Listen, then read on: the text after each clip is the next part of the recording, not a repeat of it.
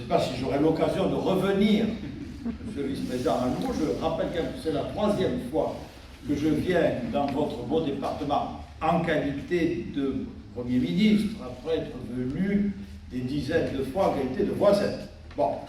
Mais en revanche, je suis bien sûr très heureux d'être avec vous, mais pour illustrer un thème qui me tient particulièrement à cœur et sur lequel je me suis déplacé à de nombreuses reprises dans beaucoup de territoires de la République, qui effectivement, ce qui nous réunit, vous avez déjà donné beaucoup de détails, je remercie le directeur régional pour sa présentation, je lui donne beaucoup de travail, il en est heureux, je crois, qui est le sujet routier.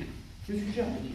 Je vais vous en dire un mot, je ne vais pas rentrer dans le détail de ce que nous signons, vous l'avez parfaitement fait, mais quelle est un peu la politique gouvernementale, la conception gouvernementale du sujet? Je commence toujours par dire, ce n'est pas une clause de style, que c'est connu, je crois.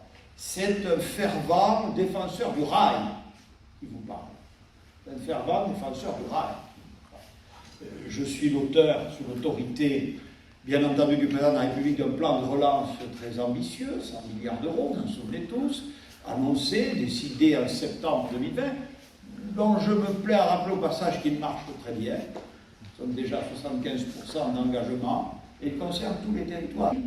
Celui-là même qui, je le rappelle, m'a permis de rouvrir des trains de nuit, dont le Paris-Tarbes, et croyez que je regrette vivement, cher Josiane, des vicissitudes qui ont entouré cette ouverture. Ça va passer, hein, je veux dire, bon, mais c'est pas normal. Et je l'ai dit très clairement au président de la SNCF. Le fait de l'essentiel est acquis, c'est ouvert, comme le Paris-Nice, et d'autres viendront. Et là aussi, être un apôtre du en même temps. Nous avons besoin, mesdames et messieurs les élus, des routes. Nous avons besoin des routes dans notre pays. J'ai déjà affirmé à plusieurs reprises, je le refais ici, chez vous. Bon, et surtout, et vous le savez, pourquoi les routes avaient-elles ou ont-elles acquis, on va dire, une mauvaise réputation?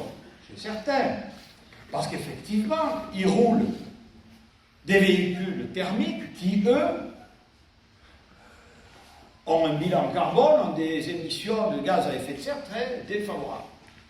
Mais à cela, je réponds que nous avons, dans un cadre national et européen, engagé très fermement, et ça ne sera pas sans conséquences lourdes pour notre industrie automobile qu'il nous faut défendre et reconvertir et accompagner, que nous avons engagé le virage très clair avec des échéances calendaires fixées vers le véhicule électrique et hybride.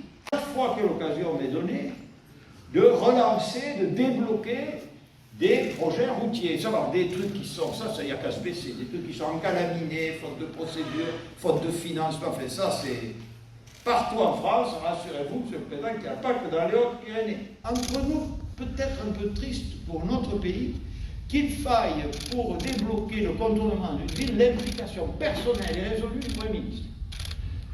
J'en suis fier de le faire, mais ce n'est pas le signe d'un très bon fonctionnement de l'État. Donc, je pense qu'il faut continuer cette politique, mais si vous me permettez, en tirer des enseignements plus structurels, pour lui permettre d'avoir son plein aboutissement. J'en vois, sans être trop long, du moment où dans notre pays va s'ouvrir des grands débats, des perspectives devront être dressées.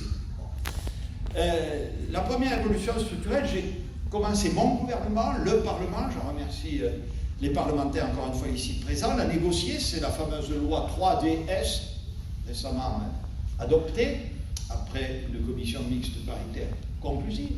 C'est bien qu'on ait une très large majorité sur ces sujets, et qui effectivement, le président Pellieu y a fait allusion, dit ceci: nous avons en France 10 000, monsieur Le Dréal, kilomètres de route nationale, dont la RN 21 qui nous réunit cet après-midi. Ce que je constate, moi, ce que tout le monde peut constater, c'est que depuis 30 ans, les crédits mis par l'État dans des routes qui lui appartiennent sont en diminution constante. Alors, pour faire ce qu'on fait, pas forcément aujourd'hui, je je suis obligé d'aller chercher, d'abonder des crédits d'aménagement, par des crédits d'aménagement du territoire pour abonder mon budget routier. Enfin, ça, c'est ma cuisine interne, c'est neutre pour vous, mais bon, la tendance est celle-là. Dans la cruauté, vous vous souvenez sans doute qu'en 2004, il y a eu une forte décentralisation du domaine routier national au bénéfice, si je puis m'exprimer ainsi, des conseils départementaux généraux à l'époque. Et si vous allez regarder ce texte, mon prédécesseur de l'époque, un ami très estimable, M. Raffarin, a déclaré devant le Parlement, bien entendu, on vous donne ces routes, mais les 10 000 qui restent, M. le directeur régional, nous les financerons à 100% par l'État. La convention que nous signons aujourd'hui en apporte la preuve. Donc, j'ai dit, il faut faire évoluer le modèle, puisque l'État, lui, de toute façon, doit financer les grandes infrastructures, notamment de transport ferroviaire. Il finance des transports collectifs et des aides à la mobilité, mais, comme je le disais tout à l'heure, ça concerne plutôt les grandes agglomérations urbaines.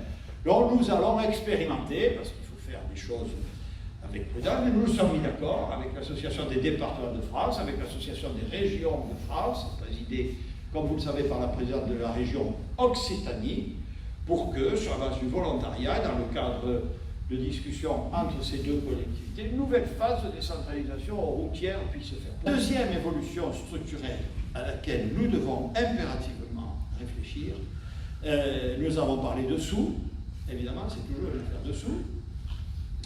Les intervenants qui m'ont précédé ont rappelé qu'effectivement, les coûts de ces infrastructures s'étaient renchéris, notamment à cause des contraintes environnementales. Je vais vous dire ma conviction, je ne crois pas que nous reviendrons sur ces contraintes environnementales.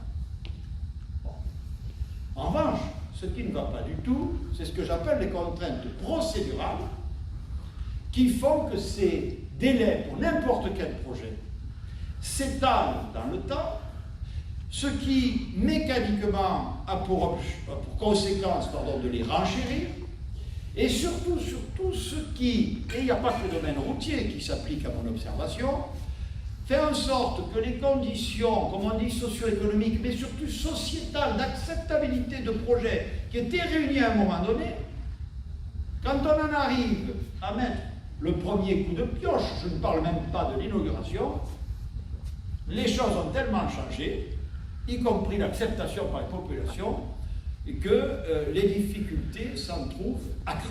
Ces sujets d'infrastructure, on parlait d'ALGV, mais vous regardez la carte de France, on va à un site propre à Rennes, on va à un site propre à Strasbourg, on va à un site propre à Marseille, on va à un site propre à Lille, mais on ne va pas à Toulouse, on s'arrête à Bordeaux. Bon, il y a quand même une petite partie, pour soigner le temps, qui est un peu oubliée. Et vous savez, territoire oublié égale citoyen révolté.